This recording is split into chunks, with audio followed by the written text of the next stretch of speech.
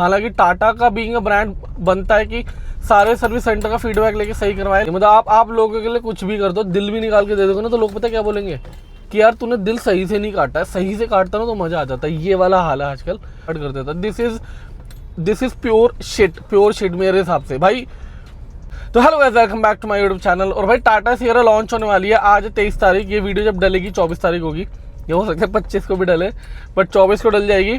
लेकिन भाई सियरा को लॉन्च होने में 2 दिन है और भाई बहुत ज़्यादा एक्साइटमेंट है। मतलब आप देखोगे ना, इतने ज़्यादा लोग एक्साइटेड है इस गाड़ी के लिए, इतने ज़्यादा लोग इस गाड़ी को लेना चाह रहे हैं, इतने ज़्यादा लोग इस गाड़ी के बारे में जानना चाह रहे हैं। और कुछ ऐसी चीज़ है ना जिसके बारे में लोग जानने के लिए बहुत ज़्यादा क्यूरियस है। क्योंकि भाई देखो, आप कितना भी ट्रोल कर लो, लेकिन टाटा ने जो प्रोडक्ट बना दिया है ना, ये ऐसा प्रोडक्ट बना दिया है कि ये मार्केट में धूम मचाने वाला है। जिन जिन चीज़ों के लिए टाटा को ट्रोल किया जाता था, वो सारी चीज़ें टाटा ने इसमें काम करके दी हैं।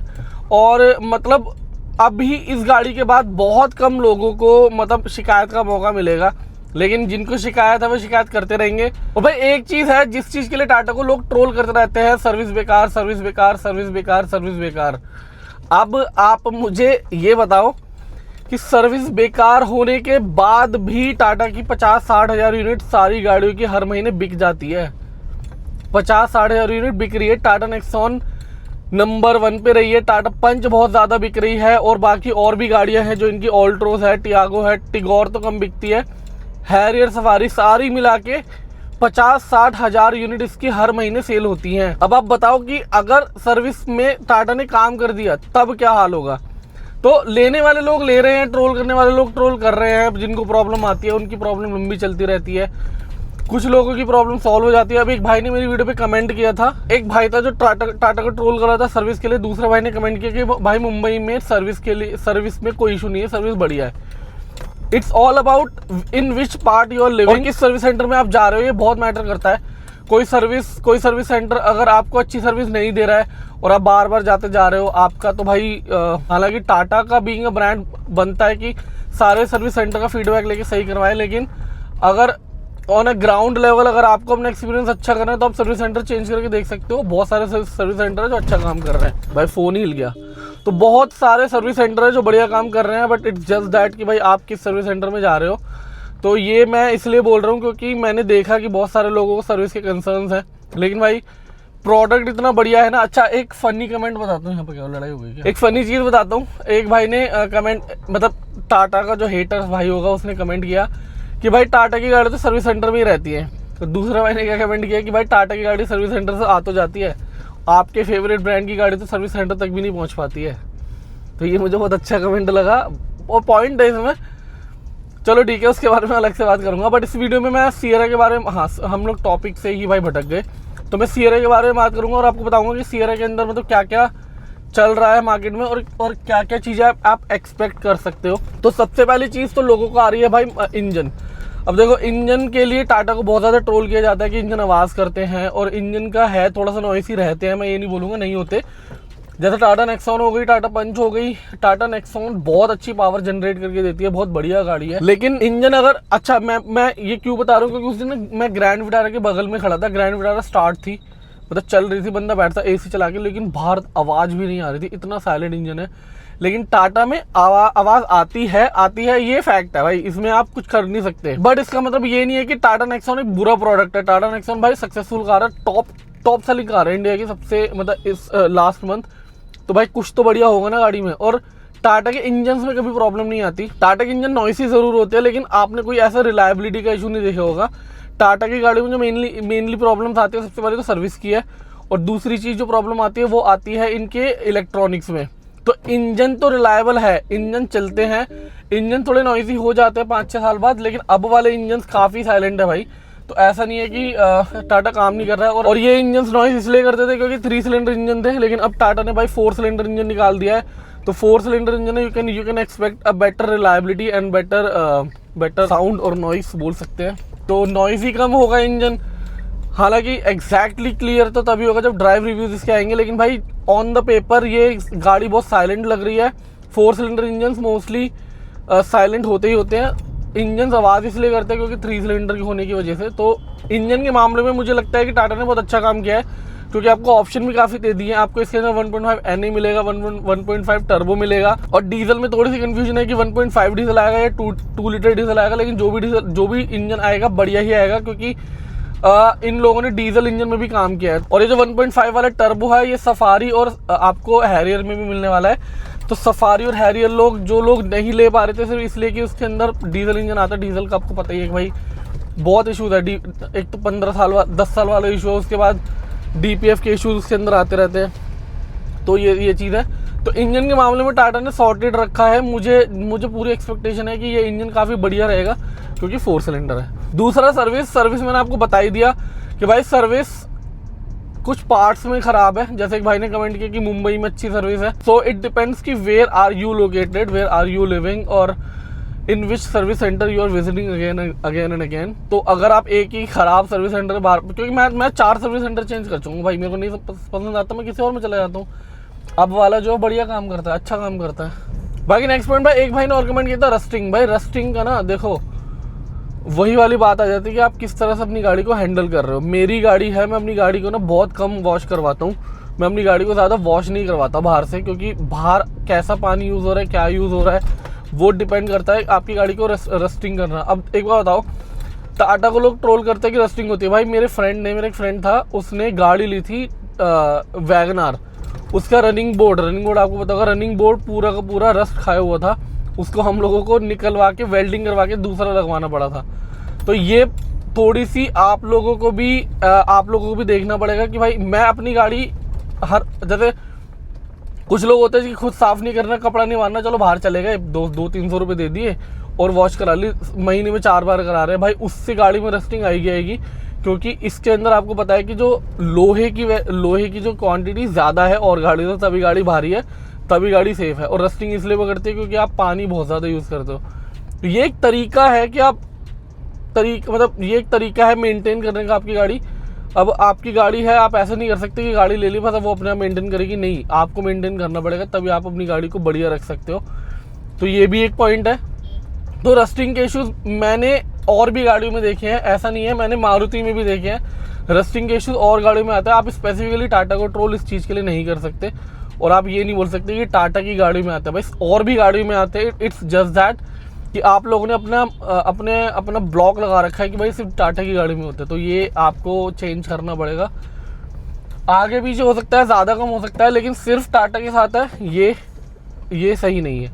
भाई एक क्वेश्चन आया बड़ा, मतलब मैं आजकल मुझे समझ नहीं आता कि लोगों को क्या चाहिए। मतलब आप 20 लाख रुपए खर्च कर लो और आप ऐसे बैठ जाओ, ऐसे गाड़ी सब अपने आप करे, सब चले, गियर चेंज हो।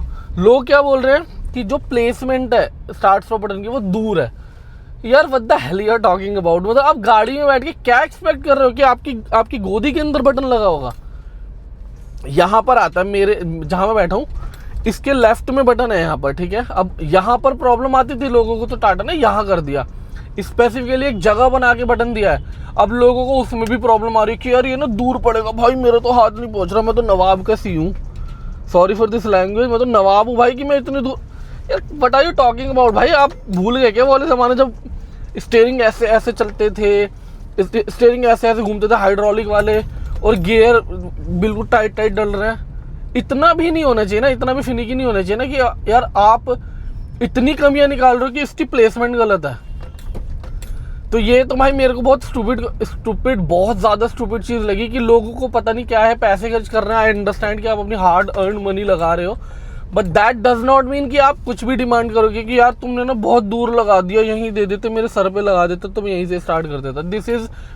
दिस इज़ प्योर शिट मेरे हिसाब से। भाई क्या यार इतना बढ़िया दिया हुआ, मैं क्या बोलूँ लेकिन ये मुझे ना बहुत बुरा लगा। मैंने एक भाई की वीडियो में देखा था, बहुत सारे लोगों ने बोला हुआ था, तो मैंने कहा यार पता नहीं लोगों को आजकल क्या ही चाहिए। मतलब आप लोगों के लिए कुछ भी कर दो, दिल भी निकाल के दे दोगे ना, तो लोग पता क्या बोलेंगे कि यार तूने दिल सही से नहीं काटा है, सही से काटता ना तो मज़ा आ जाता है। ये वाला हाल है आजकल। तो ब्रांड इतना अच्छा काम कर रहा है, लेकिन लोग हैं, लोगों को भाई कमी निकालनी है तो निकालनी ही है, आप कुछ कर नहीं सकते उस चीज़ का। एक और क्वेश्चन था भाई का, ब्रेकिंग और सस्पेंशन कैसे रहेंगे। देखो ऑब्वियसली ये गाड़ी अभी मार्केट में आई नहीं है, तो अभी तो कोई नहीं बता सकता, बट मैं एक जनरल जो टाटा के ब्रेकिंग सस्पेंशन रहते हैं वो बता रहा हूँ। मैंने पंच भी यूज़ किया है और मैंने नेक्सॉन भी यूज़ किया है, तो मैं ऐसे हवा में तो नहीं बताऊंगा कि हवा में ही बता रहा हूँ। तो मैं बिल्कुल जेन्युइनली बताऊंगा भाई, टाटा के सस्पेंशन पे आप भरोसा कर सकते हो। बहुत सुपर सुपर सुपर सक्सेसफुल और सुपर स्मूथ इनके सस्पेंशन होते हैं। अब लिटिल बिट थोड़ा सा बॉडी रोल मुझे इसमें फील होता है, वो सिर्फ इसकी हाइट की वजह से। दैट डज नॉट मीन कि सस्पेंशन खराब है। आप पंच चला के देखना, मैं पंच को स्पीति चला कर आया हूँ, पंच को मैं उमलिंगला पास लेकर गया हूँ और हम लोगों ने ऐसे भगाई ना गाड़ी भाई, अंदर बिल्कुल भी पता नहीं चल रहा था। मैंने वहाँ पर एक जो वर्कर्स होते हैं BRO वर्कर्स, वहाँ पे 5 लेडीज थी, उनको मैंने 5 लोगों को बिठा के पीछे, उसके बाद मैंने वो स्पीति के बिल्कुल ख़राब रोड्स पे चलाई है गाड़ी, और सच्ची बता रहा हूँ वो इतना स्मूथ चल रही थी ना गाड़ी। सस्पेंशन पे आप बिल्कुल भी डाउट नहीं कर सकते, बिल्कुल भी। मतलब सस्पेंशन मैं आपको अभी 99.99% बोल रहा हूँ कि सस्पेंशन इसके बहुत बढ़िया होंगे। सस्पेंशन टाटा के बढ़िया ही हैं, टाटा के बहुत बढ़िया सस्पेंशन है, मेरे हिसाब से बेस्ट इन द सेगमेंट है। क्योंकि आप और कोई गाड़ी चलाओगे ना, जैसे ब्रेजा के भी मुझे थोड़े से स्टिफ लगे, मैंने ब्रेजा चलाई है, सोनेट के भी स्टिफ है थोड़े से, तो टाटा के जो सस्पेंशन है बहुत बढ़िया है। अब बात आती है ब्रेकिंग में ना, देखो मैं अब ब्रेकिंग की बात बताता हूँ। पंच की ब्रेकिंग थोड़ी सी मुझे वीक लगती थी। क्यों? क्योंकि उसके अंदर एक सेंसर लगा हुआ है। तो होता क्या है ना कि जैसे आप एक बार ब्रेक मारते हो उसके बाद वो दूसरे अटेम्प्ट में लगता है, मतलब। तो पंच में मुझे ब्रेकिंग का थोड़ा बहुत इशू लगता था, जो बहुत सारे लोगों ने रिपोर्ट भी किया है, जो अब शायद इनके फेसलिफ्ट में सही हो जाएगा। लेकिन टाटा नेक्सॉन की ब्रेकिंग भाई बहुत बढ़िया है, मतलब बहुत अच्छा रिस्पॉन्स है ब्रेकिंग का। तो अगर नेक्सॉन की ब्रेकिंग अच्छी है तो भाई उसकी ब्रेकिंग भी अच्छी होगी। ब्रेकिंग अच्छी है, 25 साल के बाद चलेगा, लेकिन होगी इसका मैं गारंटी दे सकता हूँ। इसका मतलब ये हुआ कि ब्रेकिंग पे काम हो रखा है, ब्रेकिंग सही है। लोगों को लगाने नहीं आता, शुरू में मुझे भी पता नहीं था ये, लेकिन बाद में मुझे पता चला कि भाई ब्रेकिंग का इशू नहीं है वो। और नेक्सॉन के तो खैर आप छोड़ दो, नेक्सॉन के तो खैर ब्रेकिंग भाई 1 नंबर ब्रेकिंग है, तो नेक्सॉन की ब्रेकिंग में कोई इशू नहीं है। अब मैं आ गया हूँ CNG डलवाने, अब CNG डलवा के फिर बात करते हैं। और जो चीज़ें पहले गाड़ी में दिक्कतें आती थी, टाटा ने उस पर ऑलरेडी काम कर दिया। जैसे कि स्पेस मैनेजमेंट हो गया, फ़ोन रखने की जगह नहीं होती थी, इंजन 3 सिलेंडर 4 सिलेंडर कर दिया। अगर टाटा चाहता तो 1.2, जैसे कर्व में इन लोगों ने 1.2 दे दिया टर्बो, तो उसमें भी टर्बो 1.2 दे देते, 3 सिलेंडर 1.2 दे देते। लेकिन उनको पता है कि इस इंजन पे बहुत ज़्यादा लोग मतलब रिलाई नहीं करते ड्यू टू नॉइस, तो इसलिए उन्होंने नया इंजन दे दिया।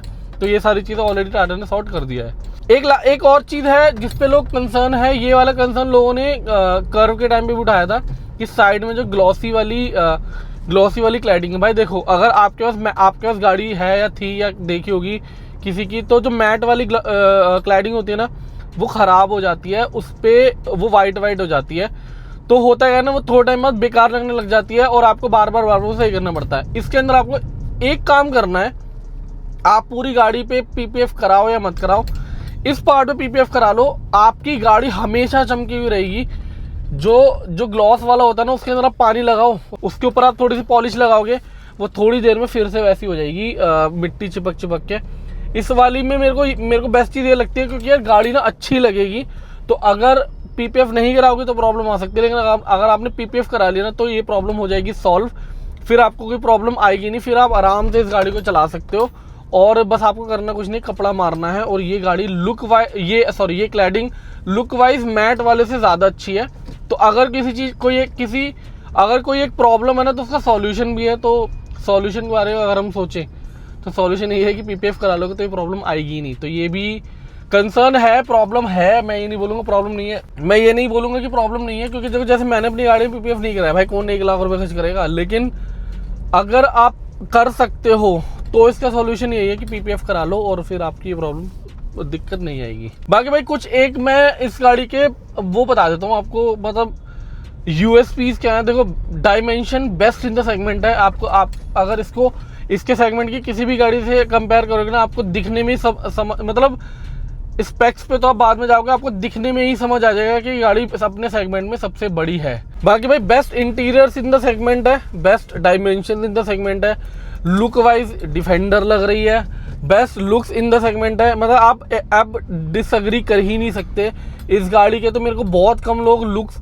जैसे होता है ना कि इसके लुक आगे से बेकार है, ये बेकार है, बहुत ही मिनिमम लोग हैं जो इसके लुक्स को लेके बात कर रहे हैं, लुक्स को लेके क्रिटिसाइज कर रहे हैं, वरना लुक्स के मामले में हर कोई इसको अप्रिशिएट कर ही रहा है। बाकी जिस प्राइस सेगमेंट में आने वाली है, मुझे तो ऐसा लगता है कि अपनी ही बड़ी बहन है हैरियर, उसकी सेल्स आएगी, क्योंकि आपको हैरियर से ज़्यादा अच्छा मतलब फीचर्स वगैरह इसके अंदर मिल जाएंगे, लुक्स अच्छी मिल जाएगी, नया प्रोडक्ट मिल जाएगा और कम प्राइस पे मिल जाएगी। तो ये हैरियर की सेल खा सकती है, बट जस्टिफाइड है क्योंकि है गाड़ी इस लेवल की। एक चीज़ और है इसके अंदर भाई, देखो कोई पार्ट शेयरिंग नहीं हुई है। पिछली बार पिछली बार बोल रहा हूँ, पहले क्या होता था, जैसे कर्व पूरी की पूरी नेक्सॉन है अंदर से, ठीक है, और ये लोग पार्ट शेयरिंग हो ही जाती थी। जैसे सफारी पूरी की पूरी हैरियर का बड़ा भाई है, मतलब इंटीरियर से ऑलमोस्ट सेम है और मतलब डायमेंशन में थोड़ा सा बढ़ा दिया। ये गाड़ी बिल्कुल न्यू है एक्सेप्ट दी स्टीयरिंग, लेकिन उसके अलावा कोई भी पार्ट शेयरिंग नहीं है। गुड थिंग नया प्रोडक्ट है, बैड थिंग है कि नया प्रोडक्ट है तो अभी इसके अंदर रिलायबिलिटी के इशूज आ सकते हैं, तो वही चीज़ है न्यू, बट ठीक है, वो पता चल जाएगा धीरे धीरे, क्योंकि मुझे इतना पता है कि जैसे ही बुकिंग शुरू होगी इस गाड़ी की बहुत तगड़ी वेटिंग जाने वाली है, और ये तो भाई लिखा हुआ है। बाकी एक भाई ने बोला था कि क्या ये बेस्ट इन द सेगमेंट है, भाई undoubtedly this car is the best in the segment, क्योंकि अगर आप इस सेगमेंट में देखोगे ना, रूल करती है सिर्फ क्रेटा। विक्टोरिस आई है, विक्टोरिस थोड़े दिन चलेगी, नया प्रोडक्ट आता है, हाइप बनते लोग खरीदते हैं, लेकिन विक्टोरिस के लुक्स इतने बढ़िया है नहीं जितना लोग बोलते हैं। उससे फार बेटर लुक्स हैं ब्रेजा के और ग्रैंड विटारा के। वो विक्टोरिस पीछे से तो बिल्कुल ही, मतलब मैं क्या ही बोलूँ यार, वो क्या ही गाड़ी बना दी। मुझे डिज़ाइनर्स का समझ नहीं आया कि क्या सोच के बनाई है, बहुत ही घटिया गाड़ी है वो। तो best in the segment obviously है। इसका सबसे बड़ा चैलेंज भाई यही होगा, क्रेटा को कैसे बीट करना है, और ये कर देगी मेरे हिसाब से, क्योंकि क्रेटा इकलौती गाड़ी है जो टॉप 10 की लिस्ट में आती है hyundai की तरफ से, तो कर देगी। बाकी 25 तारीख के बाद पता चल ही जाएगा ना। तो भाई ये सारी चीज़ें थी जो टाटा सियरा को लेके मतलब मार्केट में है, लोगों की कन्फ्यूजन है, लोग इस प्रोडक्ट के बारे में जानना चाह रहे हैं, लोग मुझे पता है वेट कर रहे हैं। तो भाई मेरे हिसाब से टाटा ने ना बहुत ही नेक्स्ट लेवल प्रोडक्ट लॉन्च कर दिया है। मेरे सामने से क्रेटा आ रही है, बहुत बढ़िया लग रही है, लेकिन सियरा के सामने भाई ये भी फेल है। देखो अभी जाएगी पीछे से, आपको दिखेगी। क्रेटा अच्छी गाड़ी लगती है, मैंने चलाई भी है, लेकिन भाई क्रेटा भी मेरे हिसाब से बीट हो जाएगी। बाकी यार देखो, आज 23 तारीख है, 24 तारीख को आप ये वीडियो देख रहे होगे, 25 तारीख नेक्स्ट डे ये लॉन्च हो जाएगी। देखते हैं, मैं भी कोशिश करूँगा, I try my best to get to take the test drive, but I try my best to get the test drive. देखते हैं, अगर मिली तो ठीक है, बाकी मिल तो जाएगी, जाना पड़ेगा। तो बाकी उसके बाद में मैं अपना पूरा वो बताऊंगा, क्योंकि मैं बहुत एक्साइटेड हूँ इस वाले प्रोडक्ट के लिए। बाकी जैसे ही प्रोडक्ट लॉन्च होगा obviously we'll come back to you and details देंगे, सब कुछ बताएंगे, कोशिश करेंगे। तब तक के लिए आप चैनल को सब्सक्राइब कर लेना, वीडियो को लाइक कर देना। अब मिलेंगे अगली वीडियो में, तब तक के लिए बाय बाय, टेक केयर।